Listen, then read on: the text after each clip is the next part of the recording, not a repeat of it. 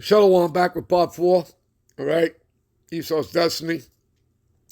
To close out. All right, let's pick it up here again, here in Revelations 18. Let's pick it up at the 23rd verse. And the light of the candle shall shine no more at all in thee, and the voice of the bridegroom, all right, and of the bride shall be heard no more at all in thee. For thy merchants were the great men of the earth, for by thy sorceries, hello, yeah, witches, warlocks, you understand, Freemasonry, you people understand that, your founding forefathers, you get it, all right? See, so for by thy sorceries were all nations deceived. You understand that? Hello? Deceived, right? Been living in nothing but a world of lies. And again, these Edomites think that they're Christians. Okay? Are there Israelites among them? Absolutely. Okay, because we scattered into all nations. But them being Christians, that means you would have to be an Israelite to be a Christian. So you see, they've just been living their whole lives in falsehoods, in deceptions and lies. Okay? Okay? You understand that? And again, they're willing to protect it to stay in power. All right? So, to defend their lives. All right. So verse 24.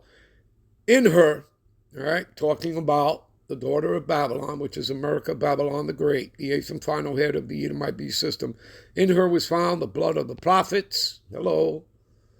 Okay, both northern and southern kingdom of Israelites, among you Negro, Latino, Native Americans, all right, and of the saints, right, of the elect, all right, and of all that were slain upon the earth, right, of, everyone else that they murdered and genocided, all right, in humanity. You understand? Because it wasn't just the Israelites, right? There were the others too, right? Okay, the other nations. All right, give me a minute. All right, listen up. This is 2nd Ezra 6, 7 to 9. All right. So, and then answered I and said, what shall be the parting asunder of the times? Or when shall be the end of the first, which would be the Amalekites? Okay, the wicked, ruling. Okay, what shall be the end of their rulership? Okay, what shall be the end of the first? And the beginning of it that followeth. And the beginning of it that followeth is Jacob. Okay, the Israelites coming into power. So, verse 8, and he saith unto me, from Abraham unto Isaac, when Jacob and Esau were born, right, of him, of Isaac, Jacob's hand held first the heel of Esau, pulling him downward, which is symbolism, pulling him out of power. And again, if you know your scriptures and you know about Genesis, the 25th chapter and the 27th chapter, then you understand that, again, it was Jacob who got the promises, okay? The inheritance, okay? To be the immortal God, kings, and priests that Esau would have to bow down to us. You understand? So, verse 9, for Esau is the end of the world. Go into that word world, it's aeon, eon. It's talking about the ending of the age, the ending of a time period. And that's what you're witnessing, the ending of Esau's rulership, okay?